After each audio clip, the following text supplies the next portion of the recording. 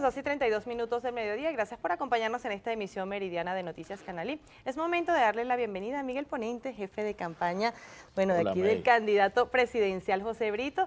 Gracias, ¿no? Iniciando nosotros esta entrevista del día de hoy. También saben que pueden disfrutarla a través de nuestra cuenta en Instagram, @Noticias Canalí. Y bueno, estábamos conversando en otras cámaras que ya 40 días.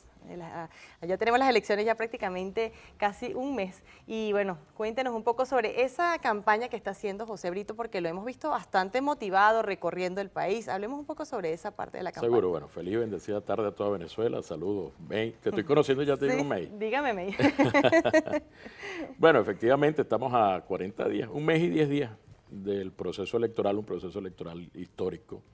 Además que creo que en condiciones inéditas, nunca se había dado un proceso electoral por distintas razones, son muchas las razones que pudiéramos decir que es un proceso inédito en el país. Incluso hasta lo que significa el proceso luego de la elección, porque las elecciones son dentro de 40 días, el 28 de julio, y la toma de posesión es el 10 de enero, lo que quiere decir que de tener un electo presidente, uno de los candidatos que no sea el actual presidente, como todo el país, la mayoría aspira, y por supuesto nosotros aspiramos sea José Brito, bueno, son 6 largos meses en un proceso que nunca se había dado tampoco en este país, de tener un presidente electo y un presidente en ejercicio durante 6 meses, y te repito, en la coyuntura actual que vive Venezuela. Así es. Efectivamente, nosotros, bueno, nuestro candidato José Brito ha estado recorriendo Venezuela, el país lo ha visto, bueno, quienes han tenido la oportunidad, donde hemos ido, las ciudades, los estados, las comunidades, los barrios donde hemos estado, bueno, han visto, han presenciado, han participado en extraordinarias actividades masivas, contundentes, llenas de calor popular. Un baño, por ahí hablaban de baño de pueblo. Bueno, Brito lo ha dicho claramente, nosotros no necesitamos baño de pueblo porque siempre hemos estado, y José Brito viene precisamente de allí, de las entrañas del pueblo, de la Venezuela profunda, de Anzoátegui, del oriente del país, donde ha demostrado su liderazgo durante muchos años y que ahora pues está al servicio de todos los venezolanos. Actividades extraordinarias que continúan durante, bueno, el transcurso de estos 40 días. Vamos a seguir recorriendo toda esa Venezuela profunda, donde por cierto nadie llega, ni los de la cúpula del gobierno, ni los de la cúpula de ese sector extremista de la oposición. Sí, así lo hemos estado viendo y bueno, eso es muy importante lo que usted me está destacando, ¿no? Con respecto a lo que es este sector, ¿no? De oposición extremista, porque sabemos que ustedes son opositores, pero también ustedes, bueno, tienen propuestas, ¿no? Para lo que sería un acuerdo que se ha firmado además por los candidatos presidenciales para aceptar todo lo que es los resultados del 28 de julio. ¿Qué propuestas tienen ustedes? Claro, nosotros siempre, desde hace muchos años, porque nuestro discurso y nuestro accionar ha sido coherente. El discurso con el accionar, pero también coherente en el tiempo, cosa que creo que son muy pocos los candidatos y los dirigentes que hoy pueden decir lo mismo, porque hemos visto cómo cambian de opinión y se acomodan según las condiciones y a conveniencia, ¿no? Una vez se vota, una vez no se vota, una vez se hace acuerdo, una vez no se llega a acuerdo, en fin, hemos visto esos vaivenes en los discursos y en el accionar de muchos dirigentes y de muchos que hoy son candidatos. Nosotros hemos sido coherentes en el tiempo y en el accionar y en el discurso, y lo hemos venido diciendo, los acuerdos son necesarios en un momento como el que vive Venezuela.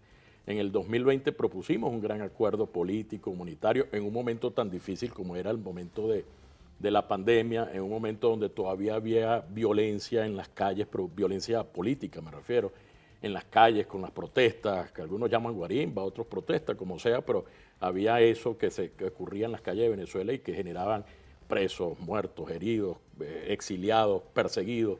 Y nosotros propusimos un gran acuerdo que lamentablemente las cúpulas hicieron caso omiso a ese llamado. Y hemos insistido siempre en la necesidad de los acuerdos políticos. En ese momento, el llamar a la ruta electoral, el llamar al voto, que hoy todos, gracias a Dios, están en la ruta electoral, el llamar a la ruta electoral y el llamar a grandes acuerdos entre todos los sectores políticos y sociales del país, bueno, nos costó la etiqueta de alacranes, de colaboracionistas, de entreguistas, pero al final el tiempo nos ha dado la razón, porque hoy la verdad es que todos están en la ruta electoral y aspiramos se mantengan todos en la ruta electoral porque no hay otra manera de lograr el cambio político en el país que no sea a través del voto, y también hoy todo el mundo habla de grandes acuerdos.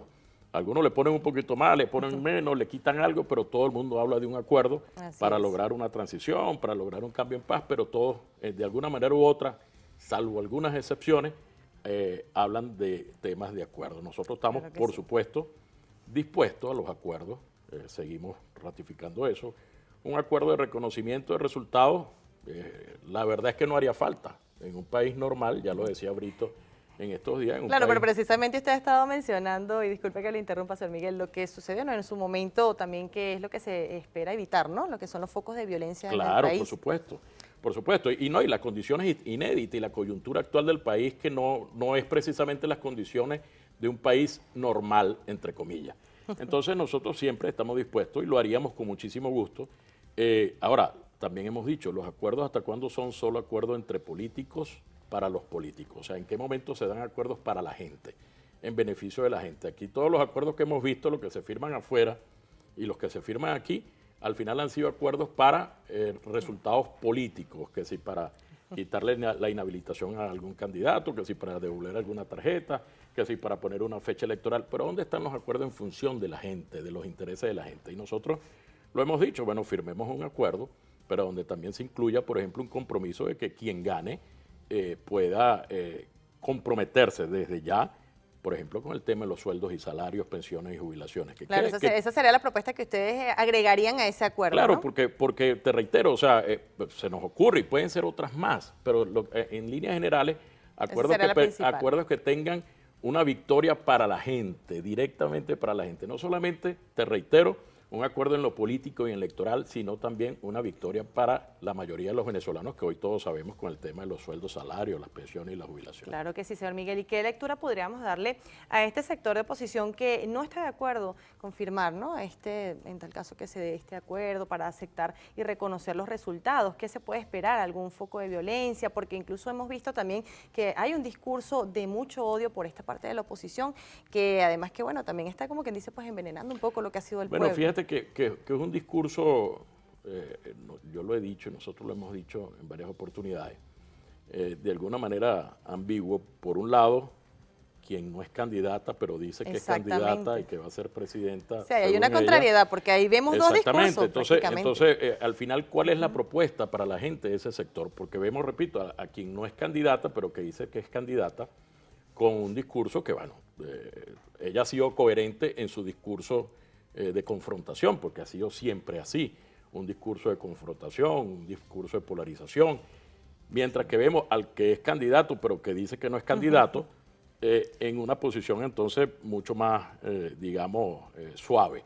Entonces uno no sabe al final cuál es la propuesta real que le tienen al país. Uno pudiera pensar efectivamente que es la que han venido transitando y promoviendo durante todos estos años, que es precisamente la de la confrontación.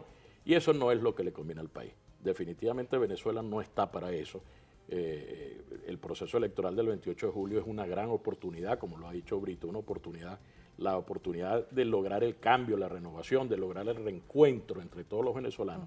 Sobre todo esa, ¿no?, ha sido una de las propuestas principales, claro, ¿no? Ya para ir cerrando esta parte de la entrevista, señor Miguel, toda esa parte de que, bueno, que José Brito ha impulsado, ¿no?, que ellos quieren que regresen otra vez los venezolanos a su tierra, a sus familiares, ¿no? Eso ha sido como una de las principales propuestas, ¿verdad? Una de nuestras banderas, y yo creo que es el sentimiento de la inmensa mayoría de los venezolanos, los que estamos aquí, que queremos que nuestros hijos regresen, que nuestros hermanos, que nuestros sobrinos, que incluso padres regresen, y de quienes están afuera, porque la verdad que quienes están afuera, creo que lo primero que hacen al despertar en las mañanas es pensar en Venezuela, en su ciudad, en su pueblo, de donde salieron, en su familia, y el deseo de todos al final es reencontrarnos, y eso ha sido una de nuestras banderas, porque así lo sentimos, así lo creemos. La inmensa mayoría de los venezolanos tiene un familiar directo fuera del país, y todos, repito, deseamos cuando nos despertamos, es lo primero que pensamos, y cuando nos acostamos también creo que lo primero, o lo último ya del día que pensamos también, es precisamente en el regreso de todos quienes están afuera. Así es, bueno, muchísimas gracias, señor Miguel. Sí, incluso también el presidente de la República, Nicolás Maduro, bueno, también ha estado haciendo mucho énfasis en esto con todo lo que ha sido el plan de vuelta a la patria. Cuando son las 12:42 del mediodía, es momento de una nueva pausa y ya venimos con más notas en materia internacional.